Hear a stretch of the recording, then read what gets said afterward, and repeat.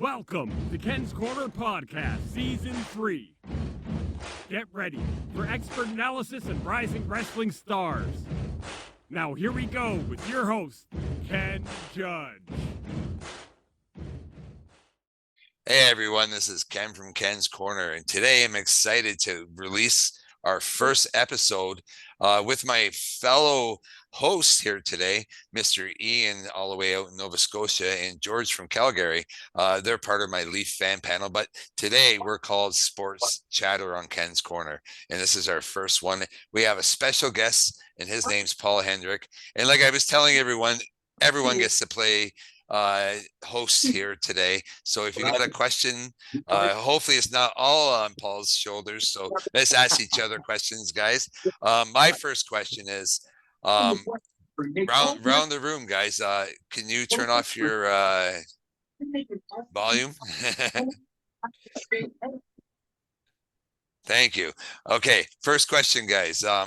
We all know Sheldon Keefe came out and took responsibility for what happened. We did have this conversation, and the question was, although I didn't want to admit that we had a possibility of losing, I just couldn't get it out of my mouth at the time. But here we are, and it happened to happen. We did go 7 games. We were all right there.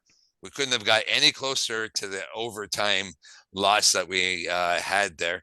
Let's talk a little bit about that goal and how it was set up, Paul, and how it made you all feel. And welcome to the panel, JT and Sports Chatter here today. Paul, your feelings first. Well, it was a very disappointing end to a series that I thought Toronto had every chance to win. And I mean, they take Boston to Game 7 yet again in Boston. And the way it ended was just, here we go again. It felt like that Game 7 loss to Montreal a few years ago. Just what a waste. Yeah. I was upset at everyone. I'll be honest right now. You know, I've never thought of blowing it up as a good thing, and you can't blow it up because if you think you're close now or relatively close to competing, you blow it up, you're not going to be close for a long time. And it took a long time to get to this point in time. But there are changes that are going to have to be made. I don't know what they're going to be able to do, but that'll be another topic as we move on in the show. But the goal itself, it was interesting to hear Paul Maurice explain how they would have defended, what Mitch Marner's role was on the team. He was just coming off the bench, where Riley was when all of it, and how Ilya Samsonov should have played it. And, you know, you hear video now of Morgan telling Ilya, poke check, Sammy, poke check. And he got caught flat-footed. Leafs easily could have won that game. They didn't win. And the hard part about it is, here we go, another year not getting to the second round. I mean, 7 out of the last 8 years. I was just absolutely disgusted. And as opposed to being a mature, responsible journalist, I'm a bit of a fan right now. And I don't blame fans for being upset. They can blow it up. They just can't blow it up. It's way too soon for that. Okay, well, it's interesting you saying that. And the play itself, guys, the 3 guys who seem to be on the hot seat, Ian, are, number one, possibly Mitch Marner. And would that be blowing it up if we get some? Well, you know what? Let me finish here first before you answer that. Now, Mitch Marner could have bumped Pasternak and slowed him down in that play. I'm sure we all agree that. Morgan Riley was a little slow getting back, and Samsonov was flat-footed, like Paul said, and too far back in his net to do any kind of a poke check, I believe. Now, blowing it up, is that Morgan Riley? We all know Samsonov said that he wants the term. It's not obviously going to happen here. Now, trading one of Morgan Riley, Mitch Marner, or even John Tavares, is that blowing it up? I don't believe it is. And I think that the only option, if there is a trade to be made, and let's face it, it's not working. And so something has to be done. It's sort of been a perfect storm that's led us here. But to me, the answer is Marner. And I don't know if we win that trade, even a hockey trade. I don't think we win it. But it's the intangibles that we would get from trading them. I think that's what we need to truly build a little more than just a rotating cast. Yeah. Do you have a question of anyone else on our panel that you want us to ask?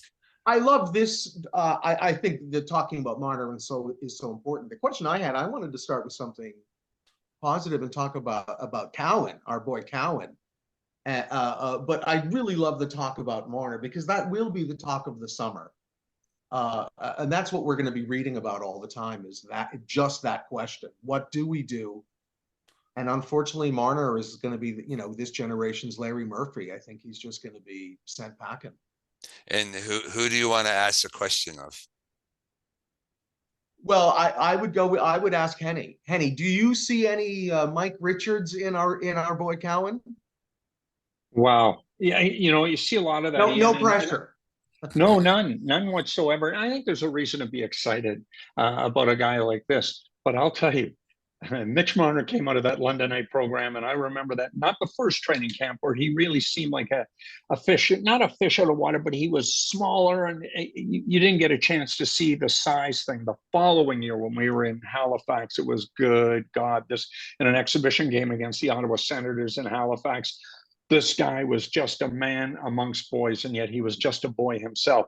I think Cowan's going to be great. Fingers crossed he's going to be great. But as you've said, I don't know if we trade Mitch, whether you get anything back that's going to replace him.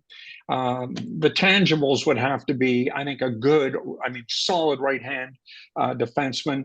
A decent goaltender, but also a middle-ranking forward, maybe a center, that a third line center, second line center, somebody who's going to come in, and then of course you've got some cap relief as well in which to move.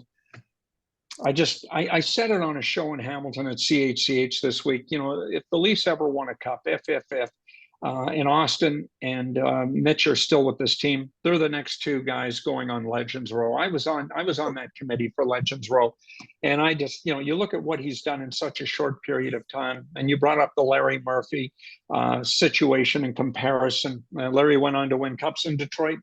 Yeah, all-star. I hate to see a generational talent like that go, but at the same point in time, you can't be status quo the entire time. Otherwise, you're just going to be spinning your wheels, and something's got to change. But if it's going to be a guy going, I'd rather see John Tavares and Mitch Marner, just given the age of both those players. But given how Mitch was at the end of the season, personality-wise, with the media, on the bench, all of these things, maybe he might agree to going elsewhere to a team of his choice. Let's see what Toronto's going to get back. I doubt it's going to reciprocate for what Toronto would be giving in exchange.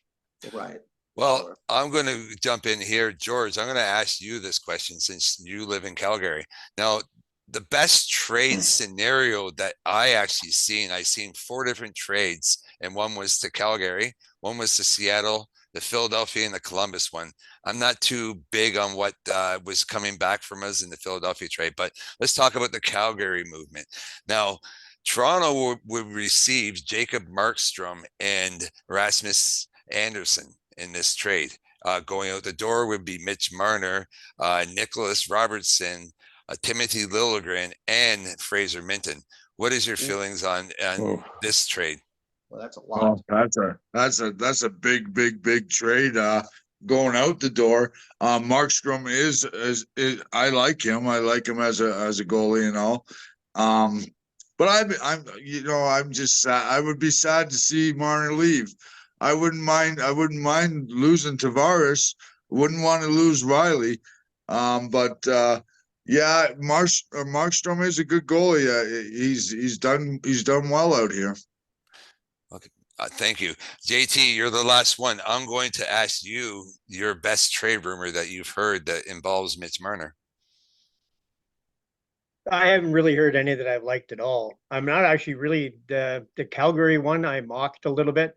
I thought, I don't think we're at the fire sale point in our team yet. I don't think Minton should be added in that trade. No, not at all. I don't think anything from our farm should be added. No. I think with Mitch Marner has a no movement clause, but in the final year, you can pull that cord on him and say, well, you can choose where you want to go right now. We'll give you that option. Or you're going to be to the Wolves next year on your own. And so we may not get much for him, but what we don't get for him, we will gain and cap relief, and that's something we can buy something else for him. Yes. Well, here's a question for everyone. Where do you think Mitch Marner would actually waive to go to?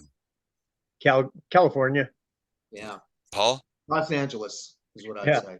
Yeah. Well, yeah, they've got a, I have no idea. I'd be just guessing. Maybe there. I know playing out in those markets would seem a little easier than playing in the Toronto market. But that said, you go into that Maple Leaf dressing room, those reporters, this isn't New York Yankee or Boston Red Sox reporting staff. Maple Leafs get a really sweet deal with the women and gentlemen who cover that hockey team. And I don't think it's that bad, but there are expectations from Leafs Nation on these players, and you get paid $10.9 million annually, and there are expectations. Let's be honest, guys. After that high ankle sprain for Mitch, he was never the same player. He's an all compass player. He was strictly north south as best as he could be in that series against Boston.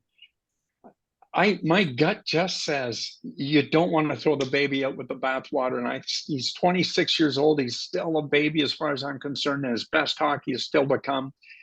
Yeah. And it had better be a hell of a deal. And again, going back to the draft in Sunrise, Florida in 2015, when we had Mark Hunter mic'd and we had Mike Babcock mic'd, and Mike Babcock wanted Noah Hannafin, and more or less, I'll paraphrase Mark Hunter, over my dead body. We're taking, if we get a chance to take Mitch, we're getting Mitch. Calgary or Arizona helped out and took Dylan Strome, and that left Mitch for the Maple Leafs.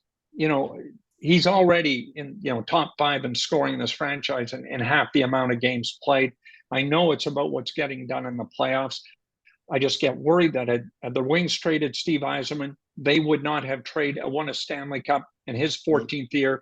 And with Ovechkin, they traded him. They wouldn't have won their cup in 13 years. And with Stevie Y, it was 3 cups.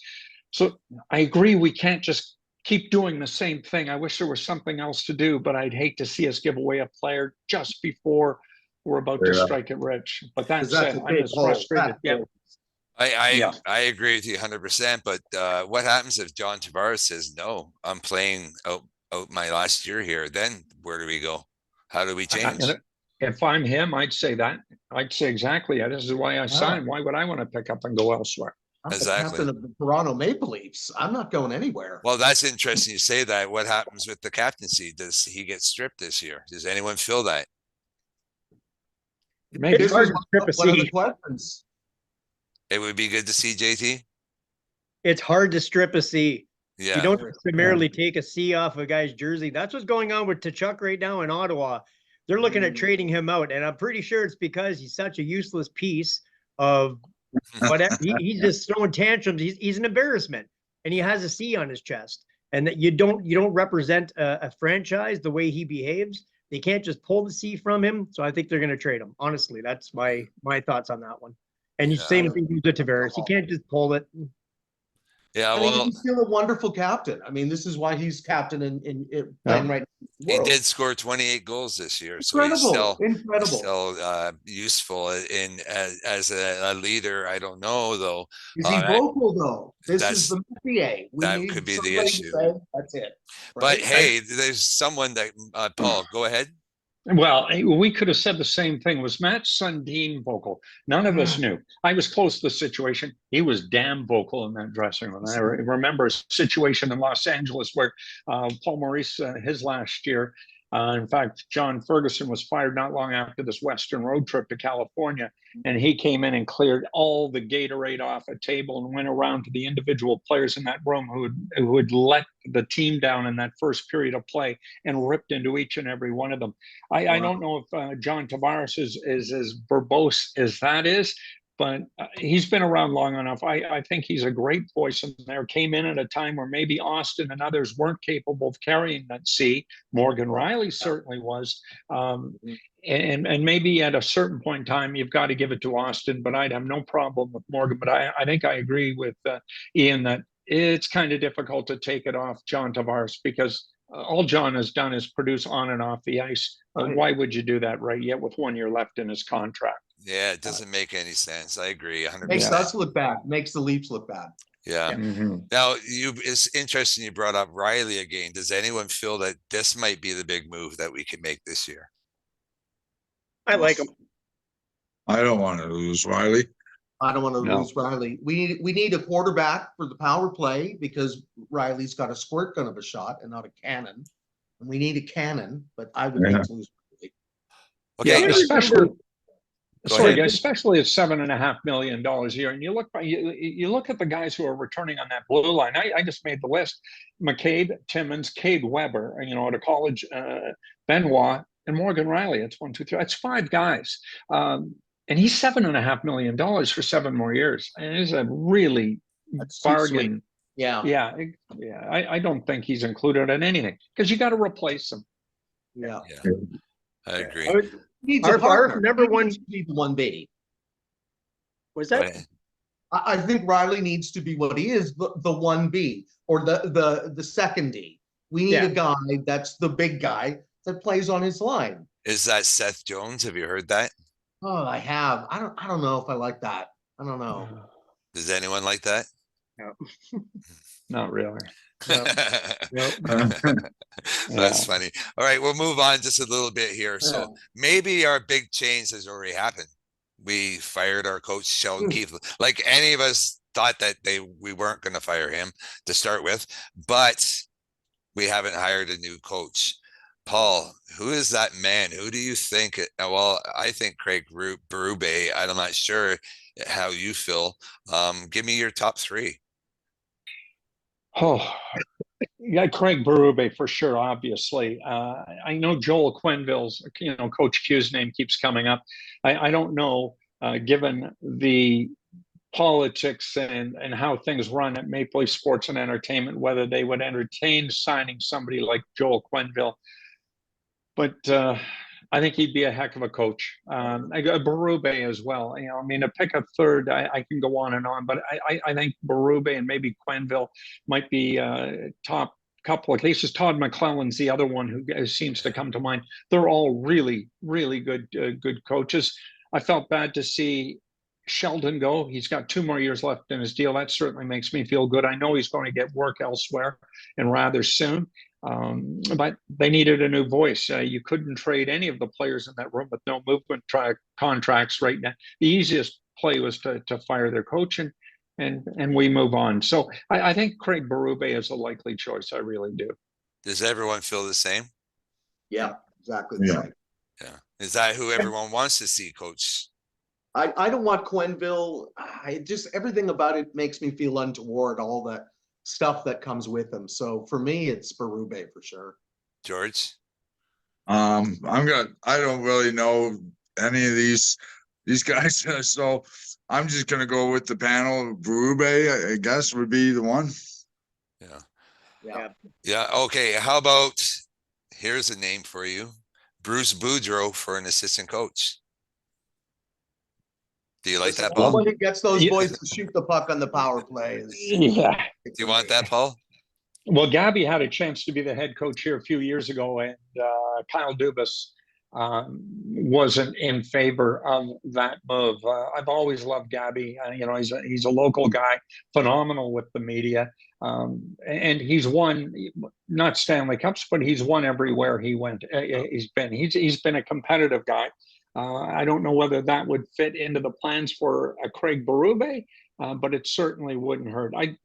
As media, he was just great. When we went to Washington or we were in Minnesota, you knew you were going to get some great stuff from Gabby. He's a great coach. He's qualified. He'd have to agree. Craig, if he does would have to agree with that. I don't know if that would be the case, but why not? Yeah, he'd be good. I would love it. And it's actually, I find it kind of weird. I don't know about you guys, but our coaching staff, other than Sheldon Keefe, is still actually employed. I don't Wow, really that's understand strange that. to me. Yeah. So Guy Boucher, the giver of our 1 for 22 in the power play zone, is still employed. That's shocking. That's what I didn't understand. When they let Sheldon go, this really is a ruffle in my feathers. I'm sorry, but when they let Sheldon go 5-on-5, we were a pretty solid team. Mhm. We had our issues on special teams. Special teams is where we really got our asses handed to us, and we weren't able to Mhm. take advantage of the opportunities. Right. Boucher, why is that guy? Why was he still standing at the end? I wouldn't have let Keith go. Honestly, I would have put Biesca in there. Yep, listen to that guy talk about power play. He can analyze and break shit down. Sorry, he can break stuff down That's fine. better. You know what I mean? Like honestly, I don't know if Bieksa likes the Leafs all that much. no, I don't think so. But whatever. Come on over. I like him if he was employed, right? Yeah, yeah. No, you're exactly right. Look at Edmonton. Look at them, what they're able to do on their power play, which is take advantage every time it happens. And Mhm. Right. you know, we might be having a different conversation had we won Game 7. We probably would, but we Yeah. didn't. And we have to address why we didn't. Yeah, And we can't just put it on one thing, the coach or the player. The system isn't working when you go 1 for 22. Yeah. 100%. Ken, I don't want to take your spot from you. You're the host of this, but I asked the panel this: if you were to sign any of the free agents, unrestricted free agents on the Leaf squad for next year, who would they be, or would it be just one of those? And I'm talking about Bertuzzi, Domi. Would you bring both those guys back? I don't know what it would cost you. I certainly like the way they progressed, and I really enjoyed the grit that they brought to the Maple Leafs and provided the team with a personality we haven't seen it with in quite some time. My Yeah, a little my bit three smaller. would be Domi, Bertuzzi, and Joel Edmondson. That's the three that Yeah. on that list I would love to see. I'm totally with that one. And I Yeah. believe Benoit. Domi is going to take. Well, Benoit's signed now for Signed. 2 Yeah, years. yeah, true. Yeah. At 1.7, but I would love to see Domi at 3 years at around a $3.5 to $4 million. I mean, he just got 3, I believe. So a little bit of an increase. I think he enjoyed playing in Toronto. So he wants to play here. Listen, that's Yeah. got to be important. When you feel that crest on your chest, like he Mhm. clearly does, that counts. Mhm. Yeah. And thanks for taking over, Paul, because that is the name of the game here today. Play host, Yeah. guys, if you want. And Ben was 1.3. He's 2.7 over the 2 years. So that's a hell of a 1.3. deal. There That's a you go. good sign. that's a buy. Good. Yeah. Yeah. And I I think- thought I was the money guy. Thank you, Paul. I got a question for Paul. Okay. With taking Max Domi and Bertuzzi into play here, how they came in kind of stumbling along and then they caught on. The Leafs play a very unique system, and I have understood that they play that system from Marlies up. So guys that come in from the Marlies can basically fish in and out. But you Right. can't just take anybody off of any roster, throw them into our system, and expect them to proliferate. They just can't do it. So it took that many games for those two boys to really get a grip before they started going, and then they made themselves present. Is that kind of the case in this situation sometimes? That's a great question. Both those guys have been around, and I think of Max, 9 years in the league, 7 different teams. Is there a reason for that? I'm not sure. He's a tremendous guy. I know his mom and dad, sisters. Well, they grew up in our neighborhood in Lorne Park, Mississauga. I don't know if it's the system. I know it's not the person. I think Max would like a chance to spread some roots here, and why not do it in Toronto? What really impressed me about him, having not watched him up close for a long period of time, is the ability, like Willie Nylander, to see the ice and pass and set up other players, as well as provide some grit and get into opposing players' faces. He was $3 million last season. I think he could be had at a decent rate. With Bert, I don't know where the team goes with him at 5.5 and whether he fits into the scheme of things. 20-goal player. He's a nasty piece of business. Not old. Late 20s. So yeah, to get back to the question though, JT, maybe the system had something to do with it. The market, the system, but they've been around long enough, and they were playing with some pretty good players that you should acclimate fairly quickly. Took a little while longer than I'd expected, but they both did come around. And I'll be honest, I was really impressed with the two and how they played. Yes. Mm-hmm. And was really grateful to have both those guys in the lineup going into buildings like Boston. Oh yeah, for sure. Awesome. Yeah. Okay, guys, we're getting near towards the end of our show. Paul, I do want to extend an invitation over the next couple of weeks if you're not busy. I would like to actually move on and talk a little bit about the Blue Jays. So you guys brush up on your Blue Jay stuff over the next couple of weeks. That's And, baseball, right? Yeah, Baseball? that is baseball. And we'll be back for it. But right now, we're just going to go around the room. And Ian, we're going to start with you. Since our beloved Leafs are out, we can pick someone else. Who's going to win the Stanley Cup this year? We'll see how close we get. I really like what I'm seeing with Edmonton. I mean, Vancouver's got a heck of a team, but Edmonton, they get into the zone every time. I'm sorry to say it, guys, but Edmonton looks pretty dangerous to me. Well, I'll tell you something. I want to be the team that breaks that 32-year record of futility in Canada. So Right? I cannot vote for a Canadian team. I'm sorry. Although Edmonton's pretty good. And you know what? Vancouver with that third string goalie, they're giving them a run. They are giving them a run. But they're going to meet up with either Dallas or Colorado. And I'm not seeing them getting by either of those teams. Can't wait to watch that hockey. Yes, tonight, no Marchand with Marchand in Florida. Why couldn't someone do that for Toronto? Why? George, before we time out here, your pick for a Stanley Cup champion.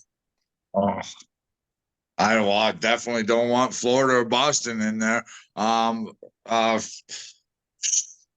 couldn't.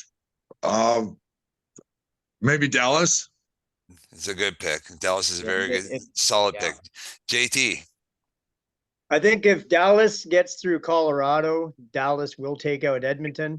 And I think coming from the East, I don't think anybody can touch the Rangers. And I think when it comes down to the two of them, you're going to have a bit of a pussyfooting kind of side coming from the West, and you're going to have a grinding, just nasty physical piece of meat coming from the East. And I see the Rangers in 6. Yeah, that's a great pick too. And Paul, you're last before me.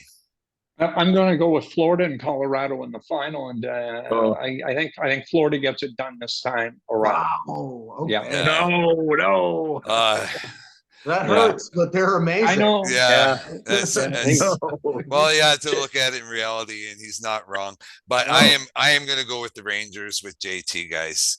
That's my pick. Rangers in Colorado in the finals, and the Rangers in 7. Let's go right down to overtime. Why not? Show best of everything, right, guys?